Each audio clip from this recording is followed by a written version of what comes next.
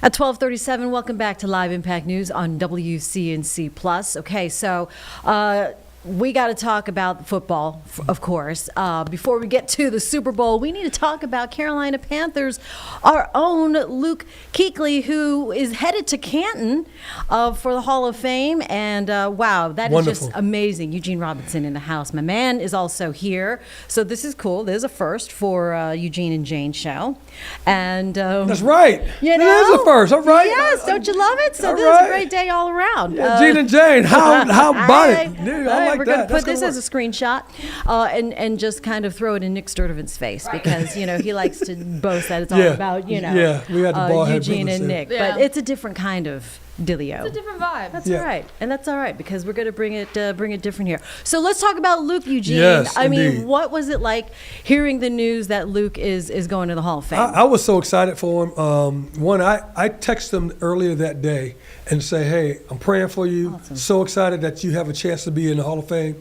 And he had text back that, hey, I'm so excited. And I can just tell, because when you get to this point of being the person that everybody says should be in the Hall of Fame first ballot, and now you're on the precipice of it, Yeah. and waiting for them to say, yes, you're that guy, and know that he is that guy. It goes beyond football because not only is he good at what he does professionally, he's in the likes of Ray Lewis, Derrick Brooks, Mike Singletary, all the great linebackers that most people know. Luke Kuechly, in the 8 years that he's played, has put him some extraordinary numbers. 7 Pro Bowls. He's been a Defensive Player of the Year. He has interceptions. He's really taken the Carolina Panthers on his back and really given it so much new life from a defensive perspective at the linebacker position. And so, Luke, it is absolutely well deserved. You are that guy. Wow. And Jane, this is just, we're talking about football. There's so many stories that even go far beyond it that you go, man, I didn't know he was that type of guy. I didn't know he was like that. I didn't know he was like that. Then you go like this, you applaud somebody like that. And so a great man on and Yes. off the field, basically. And this distinction of being the second youngest to be inducted, too. He is the second youngest. The first person was Gale Sayers. He's running back who used to play with the Chicago Bears. And now was Luke Kuechly. Luke Kuechly is that second youngest person to be inducted. He's only at 34 years old. He's only 34. He's a baby. He's a Hall of Famer baby. I know. He's 34 years old. And so that is absolutely incredible. Juxtapose this. You got Luke Kuechly who goes in the Hall of Fame at 34. Roger Craig, who was a couple of years older than me, senior. I'm 62. Roger Craig has to be 65 years old, maybe 64, 65. He just got in at the same ballot. That's 30 some odd, 40 years.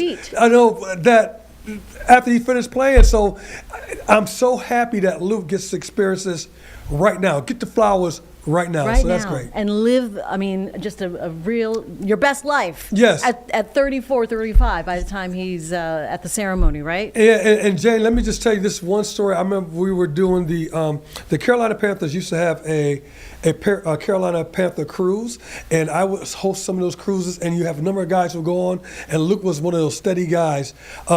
And I remember we would do autograph sessions and all this MC and stuff that we were doing. So at the one autograph session, there were about maybe, I don't know, a big line there waiting for Luke to sign to get an autograph, right? Mm-hmm. This one woman, her name is Diane, comes up to Luke and says, hey, Luke, can I talk to you for a moment? Okay, when you're done signing? He said, oh, yeah, sure. And so she sits down at a table. My wife and I happen to sit down next to the table with her, and we're just kind of talking. That line lasted for about 30 minutes. Oh. 30 minutes. When the line was over, Luke looked to his right, looked to his left. He's searching for the woman, and he's looking for her. He spots her next to our table. He comes down, sits next to her, entertains her question, talked to her for about another 15 minutes. Then he gets up, and then he leaves. And I told Luke, I said, Luke, don't ever lose that touch with people. Right. Don't ever lose that. He said, Gene, this is part of who I am. It's not like this is, I said, I can tell. And after that, my wife's like this, I love Luke. He's a man. I love Luke Kuechly. So he made an incredible impression on my wife. But that's who he is. Yeah. That's not fabricated.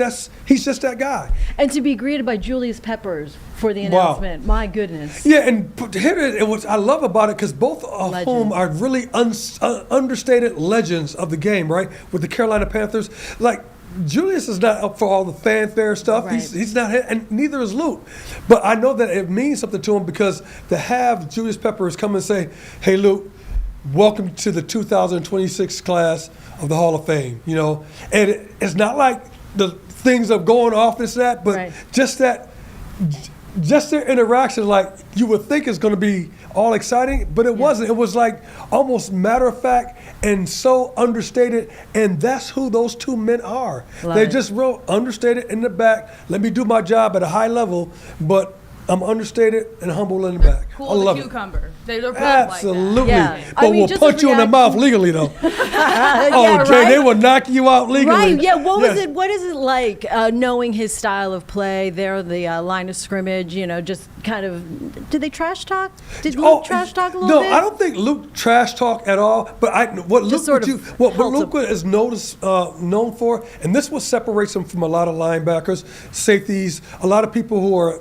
good top athletes, is the academics of football. There is an academic level to football that, you know, from a defensive standpoint, as we're looking at it, I'll be Luke Kuechly. When you see the guard moves, well, is it a trap? Is it counter? Is it power? Why is he moving? Okay, and then when he moves to his left or to the right, who are you alerting and let them know that the play is coming to your side in real time as the quarterback's trying to trick you? Or when you drop back on the pass, what's the depth of the tight end? What is he running? Because that depth's going to tell you what the receivers are running on the outside. Wow. He knows all those nuance, all that minutia that most people go like this, "Oh, I'm just a good athlete. I'll just get there when I get there." Right.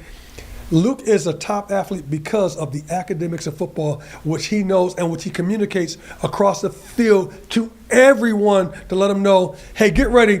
The play's coming to your side, dude." Play before. Yeah, get ready. And if you're not going to make the play, Luke will find himself somewhere near there to make the play. Interceptions, forced fumbles, number of tackles, Luke Kuechly does it all, and he communicates all that stuff. It sounds like a sixth sense combo with the academics. Absolutely, because you have, and here it is. Here's my other Luke Kuechly story. When I was doing the broadcast for the Carolina Panthers, I would go there every Monday, do some stuff with the coach, and then I would go down into the locker room, go in one of the locker rooms, one of the film rooms, and I would break down film, getting ready for the game. We're going to be going against the Rams. What do they like to do? Third down, second down, first down, all the stuff they like to do, past, present. I would see Luke Kuechly on Monday in the linebacker room by himself, and it's late at night. I'm up there at night, he's there at night, and I was going, "Luke, what are you doing here?" He said, "Oh, Gene, I'm just getting it down, getting all the stuff down, dotting the I's, crossing the T's." And I said, "That's what separates you from everyone else." I said, because most people don't have the tolerance to go ahead and sit there and watch more film when you're watching an inordinate amount of film throughout the week. But you do, and then you're studying, getting different tips and different tendencies. I used to do that same thing, and you don't get interceptions just because they throw the ball to you. You have to put yourself in position to get those interceptions. Luke has a whole bunch of interceptions at the linebacker level, which is totally crazy because linebackers shouldn't be getting interceptions. It should be corners and safeties.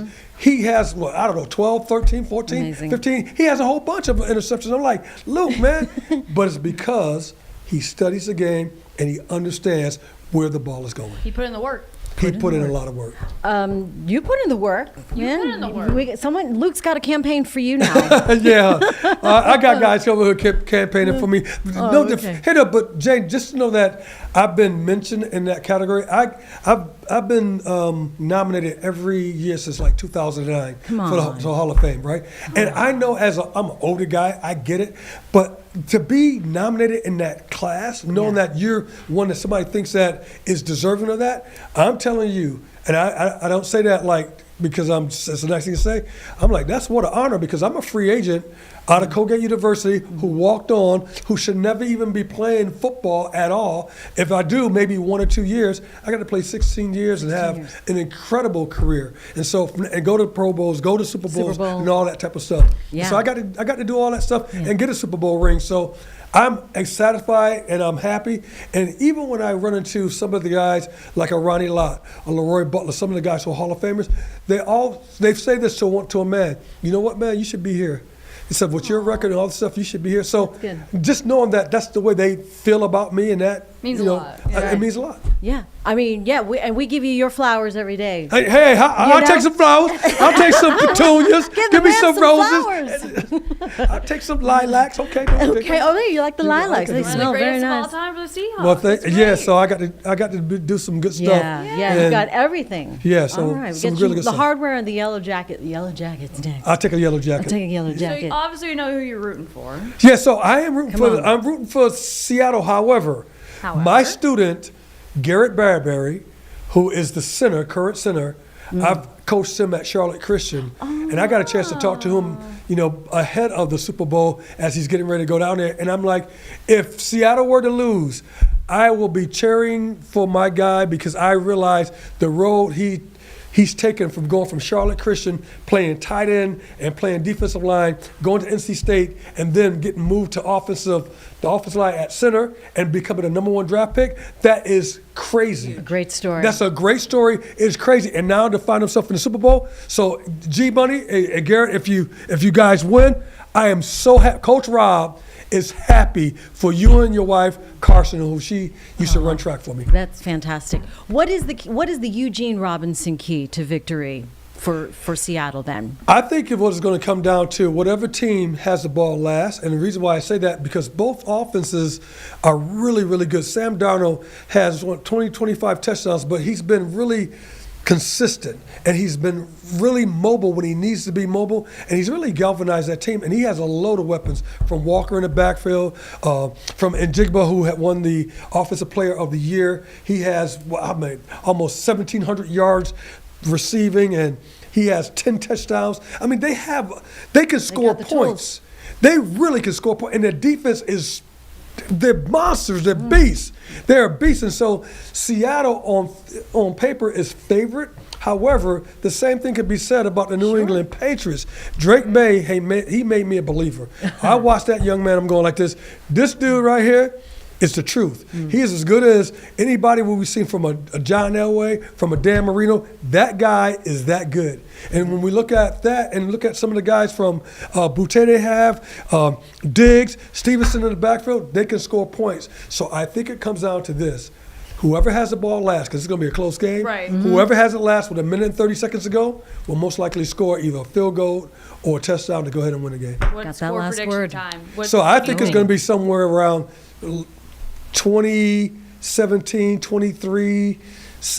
It's going to be a close. It's going to be a close game. Ooh. I told Mulcahy yesterday I had 17-14 for Seahawks. I think it's going to be close. Well, too. what you're saying to me, Colleen, is you're saying that it's a defensive game. Yeah. That's exactly what I Look. think. Those defenses are really, really tough. And Coach Vrabel has been remarkable. He took a 4-13 team last year, and now they're in the Super Bowl. Right, now That's why he's the incredible. coach of the year now. Well Wow. deserved. Another well-deserved, Well-deserved. distinction. If there's a play that you can draw up for yourself, suit back up. Talk to me about your fantasy play. Okay, so this is what In I would the like to Super do. Bowl. I played on the defensive side of the ball, so if I could do something and going against this game, and if I'm playing for the Seahawks and I'm going against the Patriots, I would want to go ahead and blitz Drake May to get him off his spots. Okay. So I would want to go ahead and do a safety type blitz, if we will, to come down there, which usually I'm never down there near where the defensive line and linebackers are. And if I get down there, instead of dropping back into my normal zone, what I would normally do, to go off the edge and go ahead and sack the quarterback. Might as well. That would be great. That would be fun. And sack him for a fumble, recover the fumble, and then go take it for a touchdown. All right. And I almost did that in the game, too. I did that against so Pittsburgh, but they didn't call it a fumble. But I sacked the quarterback, made him fumble, grabbed the ball, and ran about 70 yards on the field. That's why. Oh, Yeah. okay. So you must need to So I would complete want to it. do that again. And I would want to do that again, Jay, to win the game For the Super Bowl. For the Super Bowl. That'd The be last great. one to possess the Yeah, ball, that'd be make great. that play Yes. for the Super Bowl. Let's draft them up again. This body is You're in done. shape. We're done? This body is done. You're in shape. Well, I was sleeping in the bed last night. Turner said, "Man, would I just break my rib? How did I hurt my rib? I know. What happened? Just breathing. I Breathe, feel like, breathe. oh I'm my like, God. what happened? What's that cramp right there? What? My goodness. Eugene Robinson, thank you so much for joining us here in the Live Impact studio. Pleasure. That was fun. Yep. Thank you. All right. We'll be right back on Live Impact News on WCNC Plus.